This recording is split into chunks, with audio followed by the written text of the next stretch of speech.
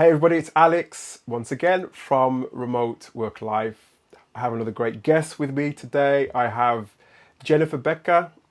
Jennifer Becker is or team leader for customer success and the support team of one of my favorite companies, FileStage.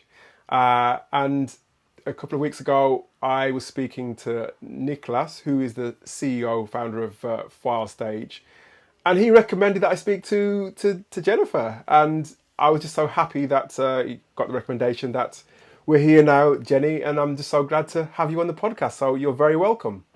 Thank you. Really appreciate the invitation. No, it's great to have you here. And as I said, File Stage, one of my favorite companies, and of course, a remote company, building some great things. What I wanted to know from you, Jenny, is well, I suppose we could begin by you telling us a bit about yourself. Just fill us in a bit about you and your background. Sure. My name is Jenny, as you said already. I'm 28 years old, working now in the SaaS industry with a quite diverse background in the past. Really went through hotel and tourism industry, found my way through looking at innovative tech products and really finding my joy in tech products, and then applied for the job at FileStage. And now I'm the customer success team lead at FileStage and take care of my customers here. No, it's great. It's a great story, and I think it's a very interesting career that you've developed. You've moved, as you said. I think when we were talking before we went on stream, you were talking about how your career has moved from not being in SaaS to being in SaaS. Mhm. How did that all come about? Tell us a bit more about I suppose, the stages of your career through to where you are currently now as a team leader within a great SaaS company. Mm. So I grew up in a family that has like really deep roots in the hotel industry, and almost everybody in my close family was working in the profession of the hotel industry. So I somehow slipped into it as well. Did my apprenticeship as a hotel manageress, and honestly, I am super super happy and grateful to have this experience because working in the hotel and restaurant industry really teaches you a lot about people, and you always need to react on the spot right away. So you work long hours, you always need to remain calm and friendly, nevertheless, how stressful the situation is. So I really wouldn't change a thing about it. And I would actually really do it again. But I also realized during my apprenticeship that it's nothing I would like to do for the future as well. So after successfully completing my apprenticeship, I kept working in the hotel and tourism industry, but had my main focus rather on sales and marketing, and got my first leadership positions here as well. I then completed a remote part-time study for a bachelor professional of business. And during that time, I said, I really realized that I'm interested in technologies and innovative tech products. So I wanted to combine my, on the one hand, very commercial driven personality with, on the other hand, my strengths of being very empathetic and enjoying to help other people and make them more successful. So that's when I started to look after CS roles. Sounds good. And you mentioned that hotels were part of your background then. So was there, I guess, an expectation that you carry that on in your career, or was that, or, did you, yeah, was there an expectation on you that was going to be part of your career, do you think? I wouldn't really say so, no. I worked, or I was quite hands-on when I was young in my parents' restaurant as well. So I was used to it. I know I was good at it as well because I'm really good with people. So I really enjoyed doing this, and it was just a natural thing to do at first. No, it's great, and I think, like you said, the skills that you gain in that sector, dealing face to face with customers and de-escalating different things and keeping people happy, understanding, listening, all of those different kinds of things are great transferable skills that you've now taken to. Now you're actually a team leader with File Stage. So is that when you were in the hotel? Did you? Well, in fact, let me go back a little bit. So your background is more about working in businesses that aren't remote. So Hmm. how did you make that transition then, from working in a co-located environment to then working in a situation where you're working remotely? Because as much as the skills, the CS skills and the customer service skills, there's a lot of similarities. Working in a co-located environment as opposed to working in a remote environment is very different. How did you make that transition? I think working in the hotel or also tourism industry makes you being very resilient and also very agile. So you learn how to adapt to different situations. And I think that was a great asset I had when changing from a in-present role to a remote role. So just having this situation of being agile around it, knowing how to react on things, being very organized because you usually have very stressful situations in the hotel industry as well, really helps you to get your things going in a remote environment as well. So, Jenny, Fast Stage, as I said before, I interviewed Nicholas, and he recommended you to the podcast as somebody who now, you're working in tech. You've made that transition from a non-tech environment to a tech environment. But what I'm interested to know is what does your typical day look like now? Mhm.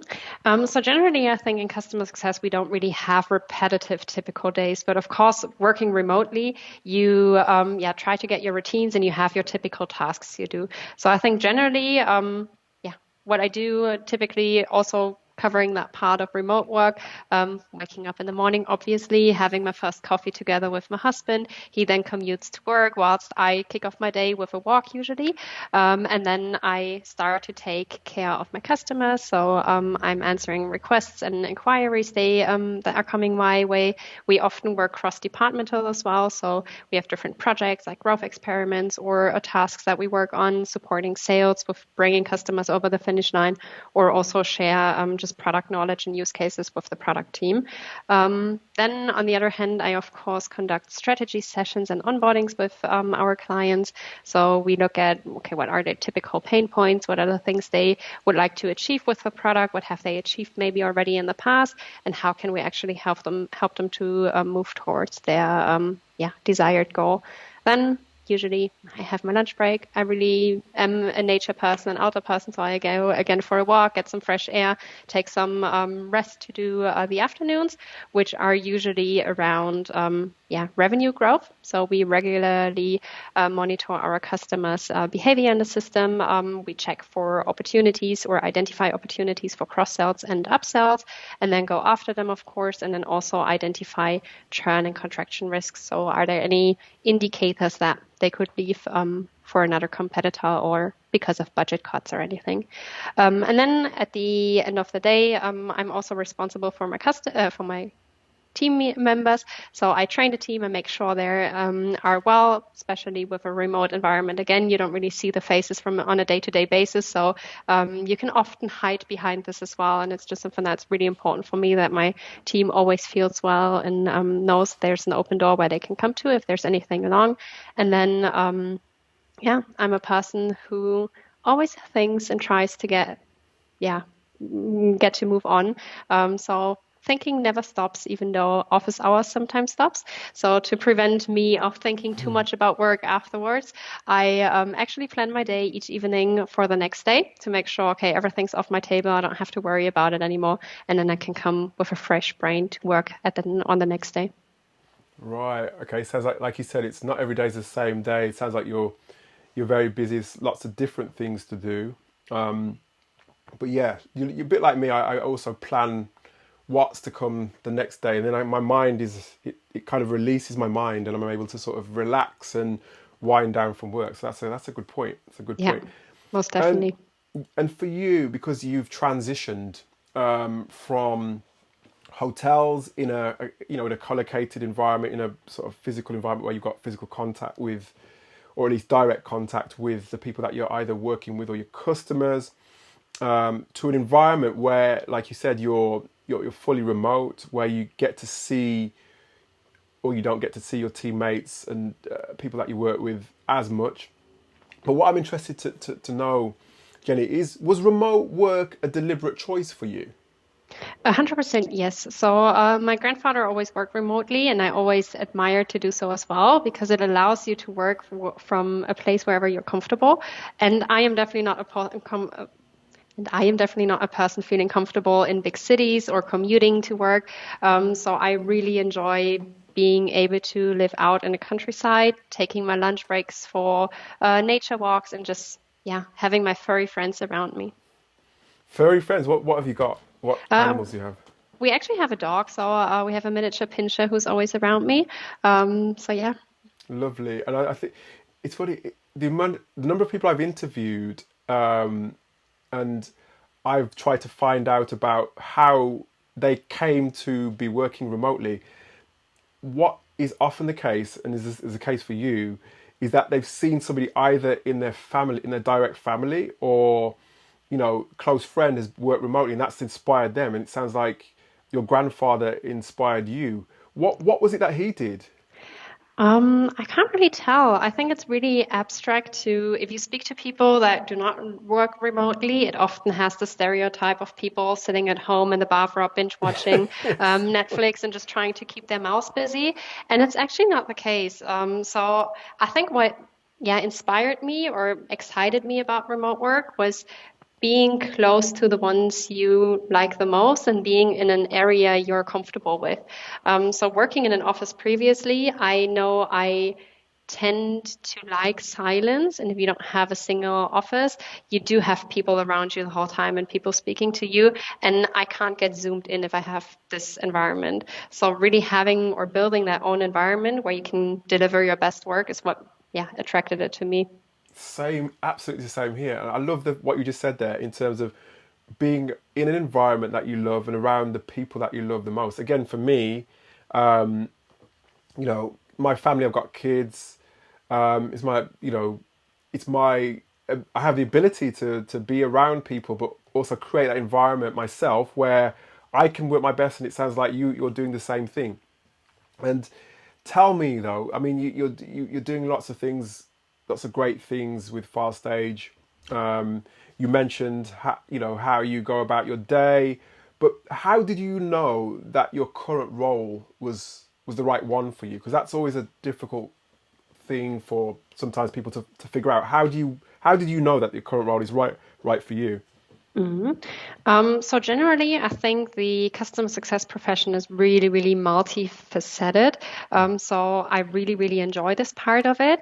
I'm a person that really drives when I can come up with creative ideas to solve complex problems or create some complex workflows and at the same time help people to achieve their desired outcomes without having repetitive days. So this would be the one part, and the other part is I'm a really commercial driven person. So combining all these little parts and things that I am really really good at, additionally with learning new things from different industries each day, was what got me hooked on the job. And where did you find this particular job? Because I know right now there's just so many different resources out there. There's job boards. There's so many different places, and I think it sometimes can be quite difficult to know where to look for certain jobs, and it's sometimes quite difficult as well to know. Well, when you're doing a due diligence, uh, to actually understand that that company and that role is something that's right for you. But where did you discover your job? Mhm. So something that is especially important for me is the environment I work in, as I said already. Hmm. So I was looking for a remote job, but I think the culture of the company is super, super important as well. So I had my eyes open on LinkedIn actually and looked at yeah, different job posts, but also what did the people actually say about the company they work for. So what are the advertisements they do? What are the things they just post on a regular basis? And what's the let's say message that comes across. So I actually found my job on LinkedIn as well. I really, really like the LinkedIn job ad files they had because it was really, really yeah, well written. I could find myself in this job advertisement and it was really, really personal as well. It was not this Right. typical this is the requirements we have. Are the specifics we have, and these are your responsibilities. Yeah, it's another thing is that sometimes when you look on places like LinkedIn, not just LinkedIn but job boards, you you read the job descriptions and they're very, one job description reads very similar to another to another. So it's very difficult to craft a good job description. It sounds like File Stage has done that. They've crafted something that has drawn you into the role, and obviously now you're in the role, and it's things that you expected or they talked about in the job description have materialized, and um, it's good to it's good to actually see and understand that there are companies that can still write job descriptions because there's so many that just do such a bad job of it. What steps did you take to actually then, once you've discovered that job, what steps did you take to apply for the role after that? hmm so as I said, I first got hooked by the job advertisement because, yeah, it was just like really personally written, and you could really read that Fartsich was taking care of his or their employees. So I actually checked the different rating tools that you have to see, okay, what are the insights other employees have said about Fartstage. Then, as I said, check their LinkedIn profiles, have a look, okay, what do they actually say about the company themselves? What are the things that are in their mind and it's just they're just processing at the moment, let's say it like that. And then I applied for the job, and I actually really liked at File Stage that we had, or they back then had a questionnaire about the role itself. So it wasn't sending a cover letter and a CV and only purely looking at this. They were a questionnaire in the beginning where you really needed to emphasize yourself as a person, which again made me feel like, okay, they really take care of the people there. It's important for them that it's a cultural fit. And that's where, we started off with. I like that. And again, there's a lot of attention that when people are hiring managers, they pay a lot of attention to resumes. They pay a lot of attention to cover letters. In this instance, it sounds like having a questionnaire can help the person who's hiring, and it also help you as the person applying for the role to understand what's in the mind of the people who work within that company. And it's a lot more revealing than just having somebody send you a CV, isn't it, or a resume. So, no, Yeah. I like that. Um, Actually, a question. Another question is, what is it like to actually to work for your team? What's that like? hmm so I honestly really love working for FartStage, and not only for my CS team and just the general team of FartStage, because I think the founders have done a very, very good job in creating a culture that is really taking everybody on board. And as being 100% remote, we do have a quite diverse team. We have different cultures, and we bring everything together. We're socialized. We're like-minded people, and we just all try to do our best work here. And additionally, being in a scale up with Outstage now, it of course allows you also to do things outside of your role. So I really appreciate having the ability to cross-functionally just grow my horizon with doing different tasks and talking to different people, talking to different cultures there as well. And remind me, because like you said, Fast Edge fully remote. You're in different parts of the world. Where is your team based? Is it because how some companies, they have software developers here and then they have customer success there. How is your team distributed? Actually, worldwide. So we don't really take care where a person is stationed when we hire the people. I think it's important that this person can cover the office hours that they need to cover. So if we need somebody for US time zones, we of course need somebody who would be closer to the US time zones rather than Asian. But in my CS team, I do have a person sitting in Bali. I have another person in Corsica. I have another person in Mexico. So it's really spread. Me and another person, we're in Germany. So we have it all over the world, actually. Sounds good as again, and like I said, it makes sense when you've got the kind of business that Fast Stage is that you're able to, if you've got people in those different continental areas, then you can attend to customers all over the world at any time. And yeah, there's no real downtime, I guess, if there's people across the world. Yeah, Um, definitely. and we talked a little bit earlier about your time in.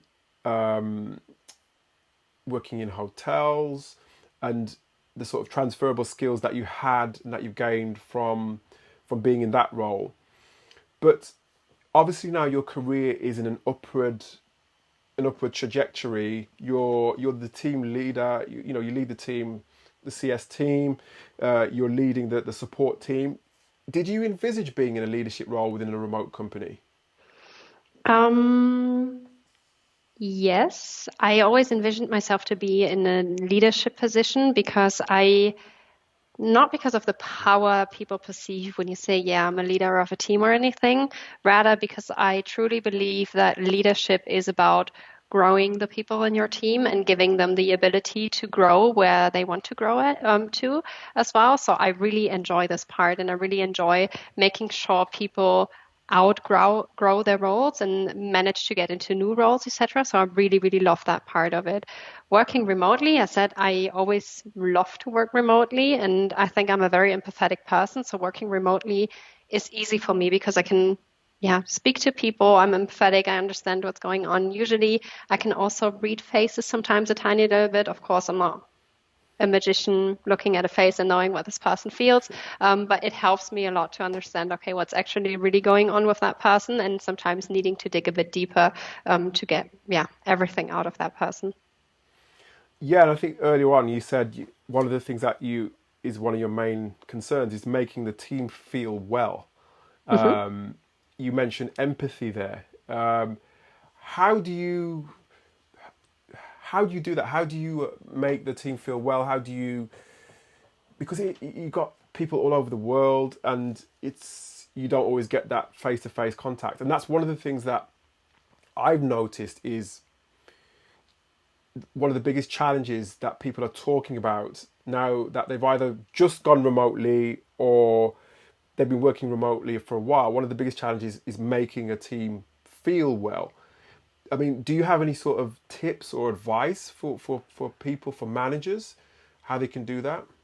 So I think there's not really a blueprint for it, but Hmm. working remotely, you should have the time aside to also speak about personal stuff with your employees, because otherwise, if you're in an office environment, you may go to the water cooler and have a water cooler talk with somebody. And this is like the personal things you usually have, but working remotely, you don't have this touch points. So I usually recommend to just have a few spare minutes in each meeting to talk about personal stuff, what's going on in people's life, because yes, of course, they're here to work, but work is only one part of their life. So I think it's really, really important to, yeah, just be clear of that. Be clear that a person needs to feel comfortable, especially in a remote environment, to deliver their best works as well.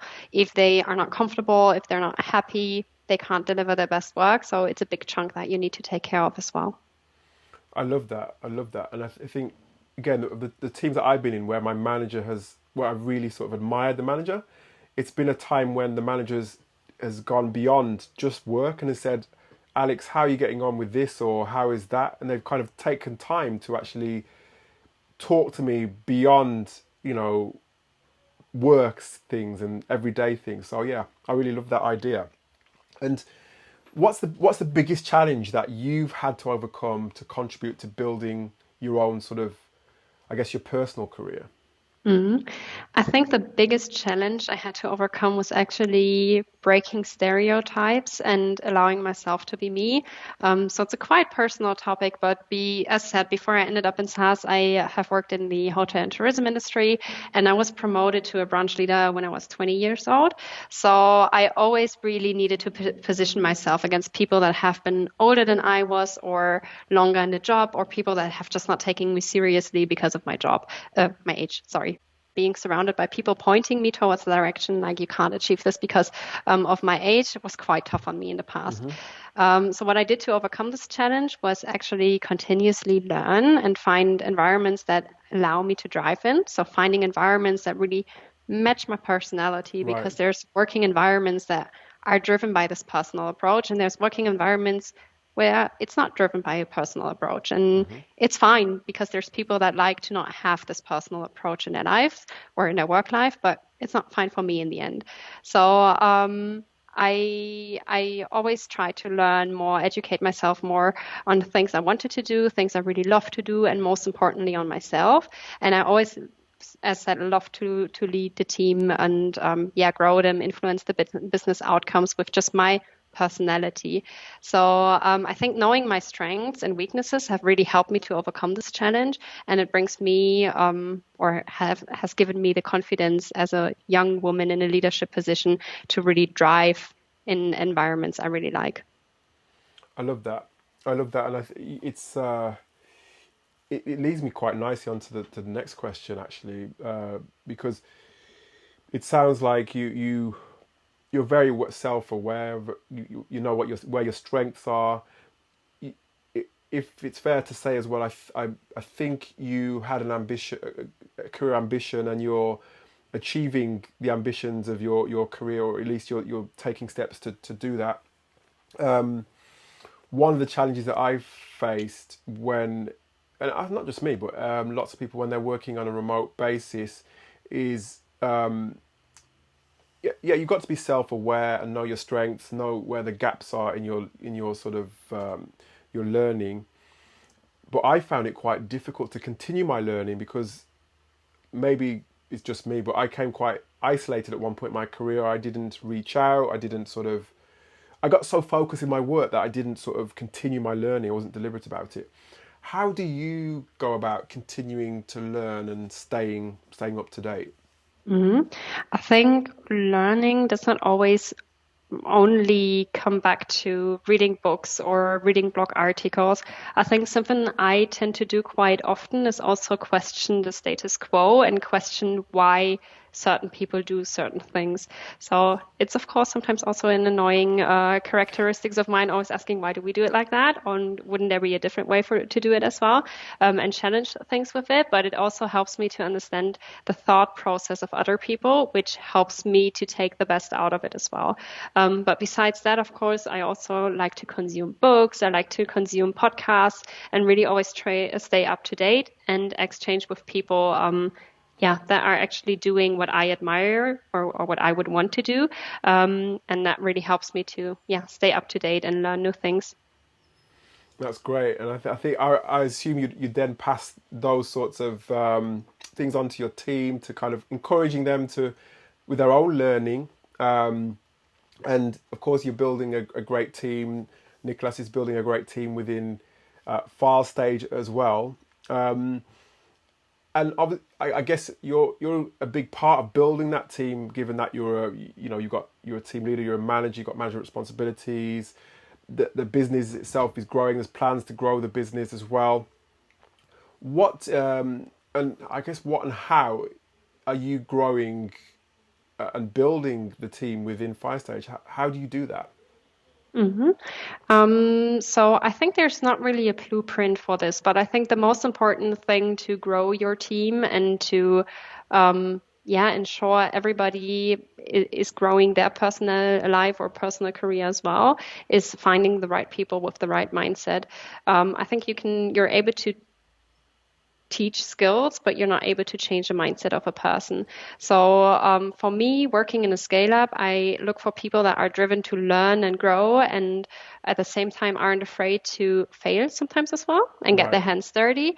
And I think having a similar mindset within a team is really building a strong alliance that is generally caring for each other, that always assumes best intent from each other, Hmm. and that always try to go the extra mile for one another. And I think like truly having this very, very close team can move mountains sometimes, by just working together and having the right people on board.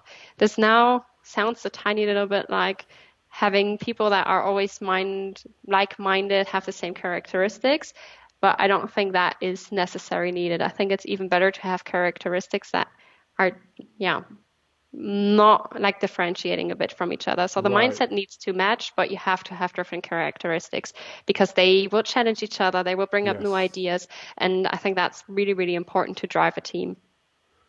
No, I love that idea because if I mean, obviously, everybody thinks the same way, then how are you going to sort of grow? How are you going to develop? How are you going to, like you said, you want people in a way challenging the status quo, as you mentioned, asking questions and always growing and developing themselves.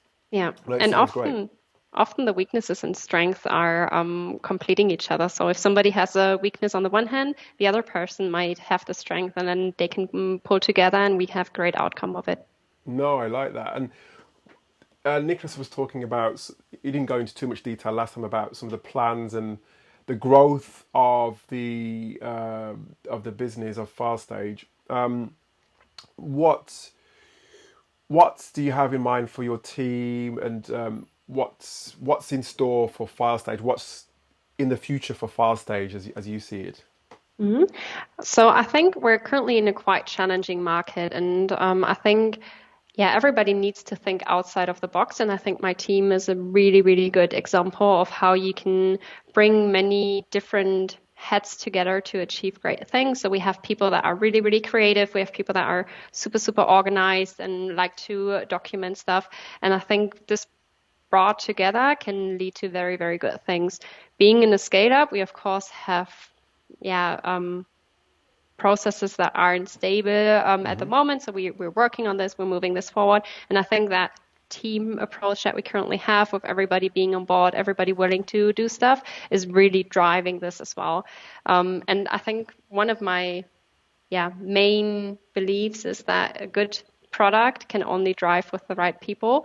And I think I'm really, really confident that we have the right people at File Stage to drive the product and drive the market share we have at the moment.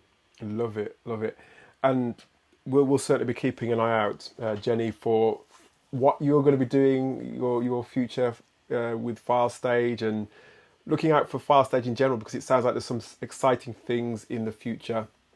But today I just want to say thank you so much for being on the Remote Work Life podcast. And maybe, I mean, I've got so many more questions that I want to ask you, but I know you've got a busy day ahead, so maybe we could have a part two in the future, but who knows. But I just want to say for now, thank you so much for being with me today. Thank you as well, Alex. It was really nice.